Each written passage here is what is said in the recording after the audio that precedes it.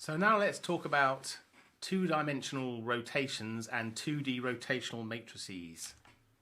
So we need to remember some very basic trigonometry, which I'm sure you all can. You'll all have heard of the word ROCO224, taught to you by maths teachers to get you to remember that sine is opposite over hypotenuse, right? Angle there, opposite over hypotenuse. Cosine is adjacent over hypotenuse, over that gives the sine, and tangent is opposite over adjacent, right? Opposite over adjacent. So let's think about transformations between coordinate frames. First of all, it's nice to be able to write this in a formal way when we have a transformation to indicate what direction it's going in, and the way we can do that is to write it with a T, in this case a T. We could have an R for a rotation, or H for homogeneous transformation, but let's just call it T for translation. And the way we write it is with a letter at the bottom and a letter at the top. It could be a number, but it's from the thing at the bottom to the thing at the top. So we're transforming now from frame B to frame A, and we're going to use that throughout this series of lectures in order to describe a transformation between a lower frame to B to the target frame A. And we'll do that when we're analysing robotic mechanisms and doing basically forward kinematics of serial links. Now let's think about rotations of bases, and a basis basically is the coordinate frame that we're actually thinking about. So a basis would be having an x0 and y0 in that particular orientation, like we've got them there, with respect to a fixed point. So P is a fixed point. In fact, we've actually got two coordinate frames written on this. We've got x0 and y0, which is frame 0. It's got an origin where they intersect, and we've got another frame x1, y1, and we see that x1 and y1, which are written in red, are effectively a rotated version of x0, y0. Right? So we've rotated the frame by a theta degrees. And what we want to do is we want to say, well, if we know what the representation of point P is in one of these frames, what is it in the other frame? And that's what we care about here. We want to see how we can relate a representation of this point in one frame to a representation of this point in another frame. And the point stays the same. It's staying put. What we're doing is we're, in this case, rotating the frame round. So if we represent P in frame 0, we end up with a point which we're going to call x0, y0. And if we represent it in frame 1, we're going to represent it in terms of the values x1 and y1. So now what we want to do is we're going to say, okay, we've got a representation of this point, x1, y1, in frame 1. So we know how far it is along x. Well, we've got the point P. We know how far along the axis x1 it is from the origin, right? It's a distance x1, and we know how far up the y-axis it is in frame 1. It's y1 up there. Now the question is, what is it in terms of frame 0, right? So we want effectively to say, well, we want to map the value we've got, which has been if you like, given to us in frame 1, and we want to know what the values would be if that was in frame 0. So what we've got to do, let's think first of all about the x0 value. So what we're saying is we want to know where P is in the frame 0. So we want to know, if we project down now the point along onto the x0 axis, we want to know what x0 is in terms of what we've got in terms of x1 and y1. So it's basically this distance here, x0, because that's what point 1, this point gives us in frame 0. What is that distance in terms of things we can work out from frame 1? So first of all, what we can see is frame 1 tells us that we've got a distance x1 along here. therefore we can work out the distance. If you project it down, we can work out the distance all the way along the projection of that onto the x0 axis, which comes out, as we can see here, it comes out at x1 cos theta, right? So the projection of the whole of this length here that we've got here onto this axis is x1 cos theta. But that's longer than what actually we want, isn't it? That's the x0 is actually only up to that point. This goes a bit further. But what we can see is, we can also say, well, but this x0 is basically composed of this distance here, take away this little bit here. So if we can work out what that little bit is, then we can take it off, and then we can get our x0. And we can work out what that is, because if we look up again, now we see this distance here is y1, and that's also, we can consider that as being the hypotenuse of another triangle, with theta here being the angle, and actually its distance away from x0 is just given by y1 sine theta, right? So now we can see that the x0 that we're after is x1 cos theta, take away y1 sine theta. So that gives us what x0 is in terms of what x1 and y1 is.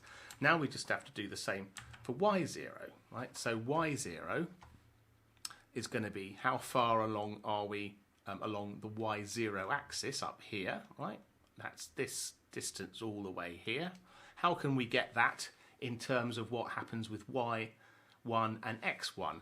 And first of all, we can see, well, part of the height, we can build up part of the height to get y0, because it's this distance here, right? This is this distance here. And this distance here, basically, is given by y1 cos theta, right? Because if this distance here is y1, the cos theta gives us the height here, right? So this is the hypotenuse, this gives us the height up to this point here.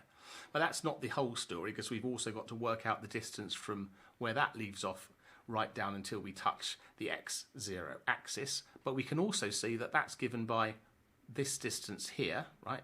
So if this is theta here, if this distance here is going to be x1, we can see the height here is going to be x1 sine theta, right? So what we can say is, yes, we can see that y0 is now the sum of y1 cos theta plus x1 sine theta. So we've now got the second value. So this gives us two equations, right? So we've got x0 equals x1 cos theta minus y1 sine theta, y0 equals y1 cos theta plus x1 sine theta. Now what we want to do is, we very much like writing things in mathematical, in matrix form, rather, and we can easily do that. So we're going to write things in terms of point vectors and a transformation that maps between them. So we can write x0 and y0 as a vector. It's our position vector x0, y0.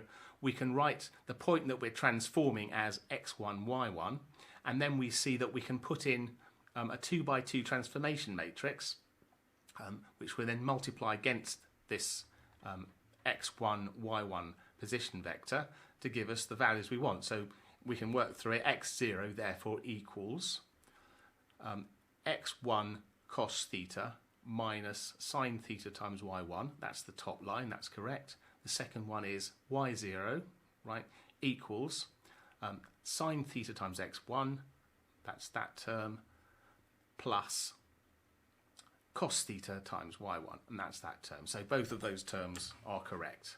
So we can then identify this matrix which rotates, if you like, the position of the points in frame 1 in such a way that they line up with frame 0. We end up with a rotation matrix which takes us from 1 to 0. Again, pointing out that it starts at 1 and goes to 0, following in the way we were doing it when we were discussing T previously. We can also do it the other way round and show that there's the opposite transformation is needed.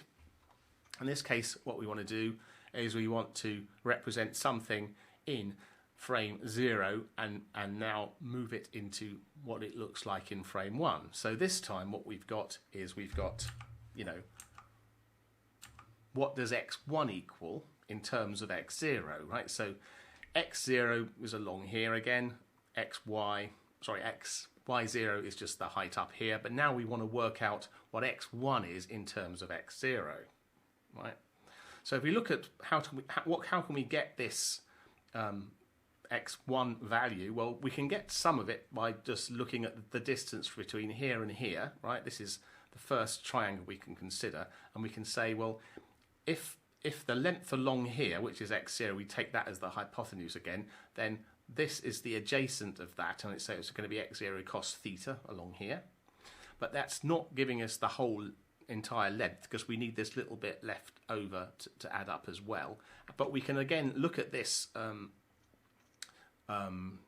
triangle, and this time what we can say is, well, now what we've got is this height here, right, is y0. This hypotenuse here now is y0, but we want the opposite here, which is going to be the y0 sine theta value, right? So we've got this distance taking us to there, this distance taking us to there, and the sum of the two add up to x1. So x1 equals x0 cos theta plus y0 sine theta. Then we have to do the same for y1, of course. So again, we look at how do we build up y1, and first of all we see that, well, we know y0, so we can then get this long distance here, because this is going to be, we consider again that y0, this is going to be the hypotenuse, so we can get the adjacent from here all the way to here by multiplying it by cos theta. So this is y0 cos theta, but then we've got to take off this bit because that's more than we actually want, so we have to take off this little extra bit, and this little extra bit, if we look, is going to be, then we take this as being the hypotenuse, it's going to be x0 sine theta. So now we have to say, we can see that y1, this distance from here to here between these two dotted lines, is y0 cos theta, take away x0 sine theta. Okay. Again, we can write those together then in a pair of equations, slightly different sign than we had last time. x1 equals x0 cos theta plus y0 sine theta, and y1 equals y0 cos theta minus x0 sine theta. Again, we put them in matrix form, so we want the 2 sets of points as vectors, and we take out the multiplicative elements from the from up here in the equation and put them into this transformation matrix. This time we see that the top is given by cos theta x0 plus y0 sine theta, gives us x1, and y1 basically gives us it's going to be minus sine theta times x0 plus y0 cos theta, right? So this is then the rotation matrix going from 0 to 1 as opposed from 1 to 0. So as before, mapping in that direction from, in this case, the other way round, from coordinate frame representation in 0 to coordinate frame representation in 1. So that was actually doing the inverse transformation of what we did in the first instance, because we just looked at it the other way round. There's other ways of generating inverses, and let's look at an inverse rotation from what we started with, which is the rotation from frame 1 to frame 0. And one way we can compute obviously the opposite, or the inverse, is by considering it just as purely as a transformation and taking the inverse of the matrix, right? So if we've got 1, 0 for this rotation, if we do the opposite, then that's equivalent to just doing the inverse transformation. So we can just calculate the inverse transformation of this.